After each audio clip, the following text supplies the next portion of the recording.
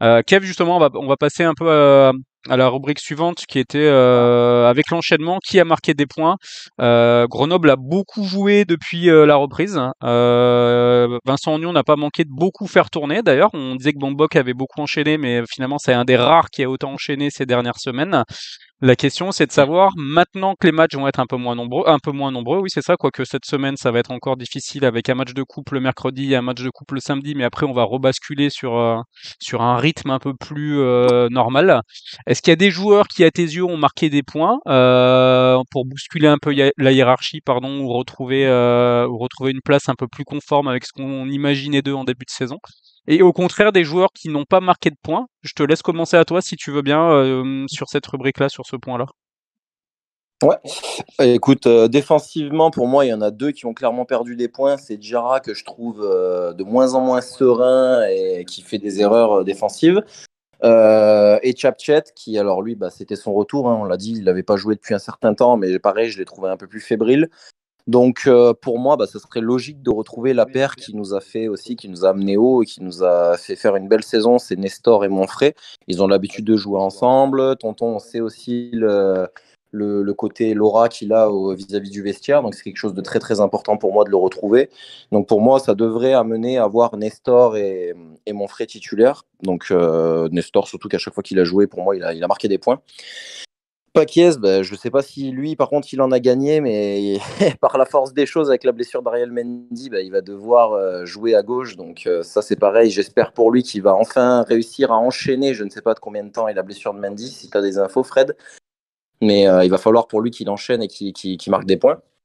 Alors Et ça au devrait milieu de durer, ça terrain, devrait moi, durer un peu, hein, donc effectivement, il va falloir trouver un arrière gauche pour les prochains matchs. Il devrait pas revenir voilà. cette semaine déjà, et sans doute pas avant au moins 2-3 semaines, Ariel Mendy.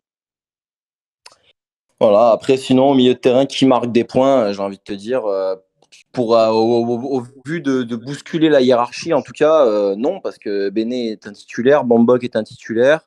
Devant, pour moi, Phaéton est devenu un titulaire, donc il n'y a pas forcément à gagner des points. Maintenant, je vois plus des personnes qui en ont perdu, en fait. Donc, je parlais de Diarra et de Chapchet. Devant, pour moi, Jordan Tell est en train d'en perdre. Et Pape Meissaba n'est pas en train d'en gagner non plus. Donc, c'est compliqué pour moi en termes de numéro 9. Il n'y en a aucun qui se démarque vraiment sur ce poste-là.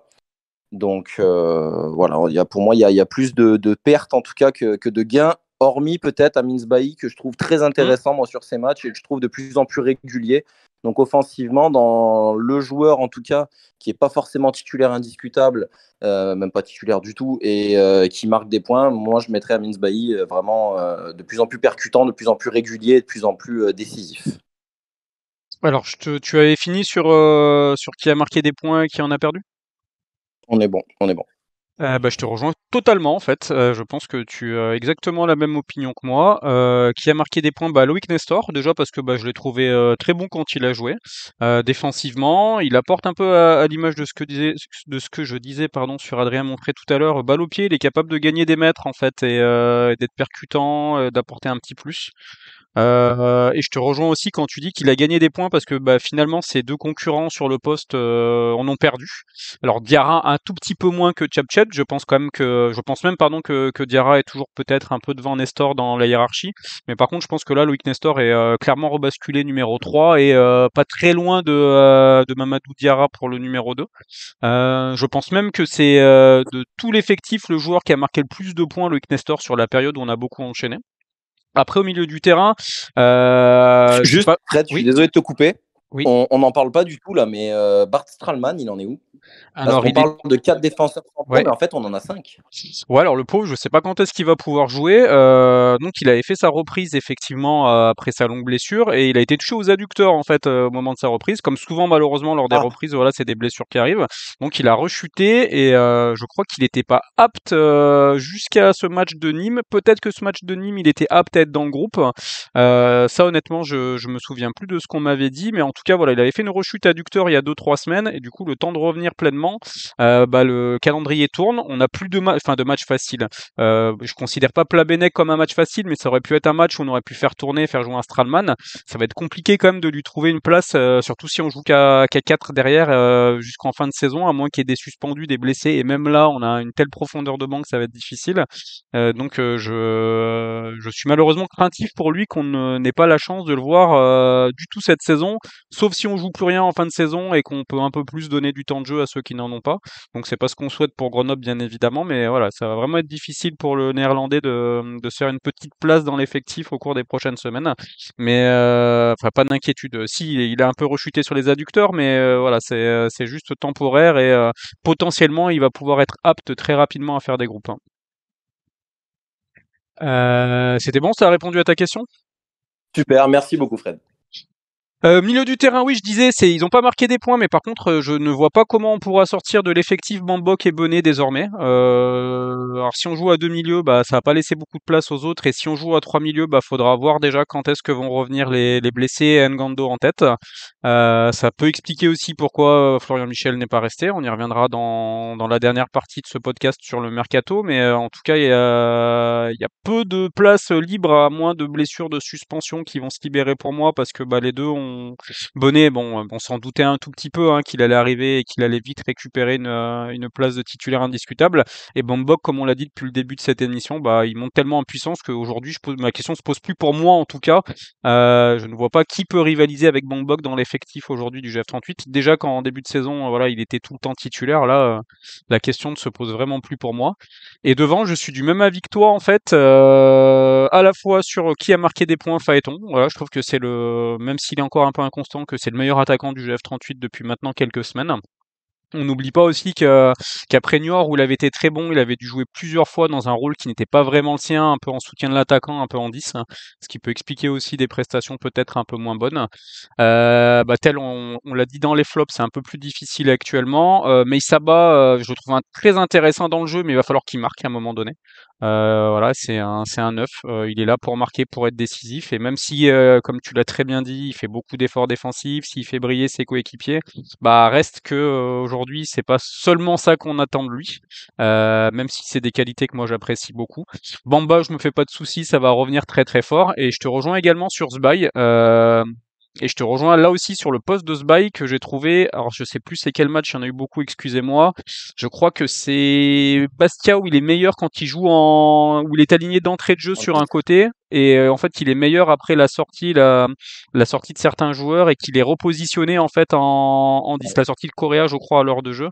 Et il est repositionné en 10 derrière l'attaquant. Et je trouve vraiment plus intéressant en fait dans ce rôle de numéro 10 dans un 4-2-3 en fait en soutien de l'attaquant, rôle axial, où il est vraiment un peu plus décisif. C'était ce match-là, Kev, c'est Bastia ou c'est QRM Complet. qui Complètement, moi c'est clairement ce match-là où bah, déjà je trouve qu'il a plus d'impact en fait en tant que numéro 10 et je trouve que bah, il a cette capacité à vraiment percuter, à gagner des mètres, à dribbler après peut-être le 6 ou un défenseur pour vraiment casser après une ligne.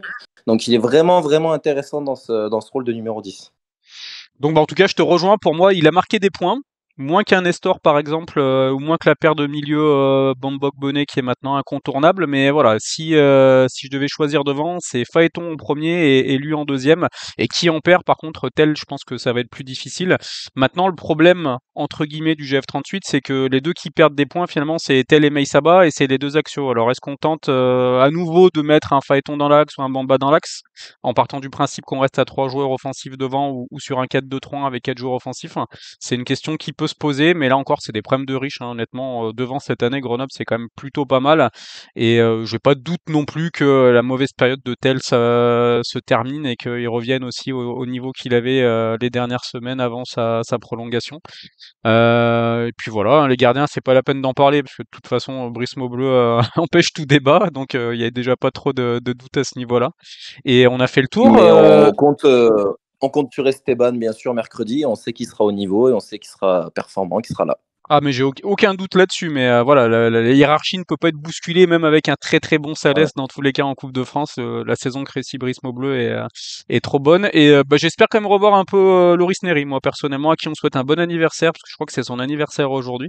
J'espère quand même un peu le revoir. Si la blessure d'Ariel Mendy est bien de 2-3 semaines, bah, je pense qu'il faudra faire tourner de toute façon au moins cette semaine. Ça va être difficile de faire enchaîner Paquiez et Gaspard tous les deux tout le temps. Donc hâte de revoir Loris Neri, on va pas l'oublier, qui a fait une grosse deuxième partie de saison l'année dernière, qui a pas beaucoup joué cette année, mais voilà, si le GF38 s'est maintenu, c'est aussi parce qu'il avait des joueurs comme Neri l'an dernier, donc n'oublions pas non plus les qualités du Son bonhomme. coup franc, Et son son coup coup franc l'année franc, dernière bien qui sûr. rapporte des points. Son coup franc, effectivement, qui rapporte des points. Mais alors, je parlais de qualité défensive, mais effectivement, il a inscrit un superbe Ouais. coup franc derrière. Et là, je pense qu'on a fait le tour sur l'effectif. Je réfléchis rapidement. Qui est parti, qui est arrivé, qui n'est plus là. Non, non, je pense qu'on a fait le tour et qu'on a oublié personne.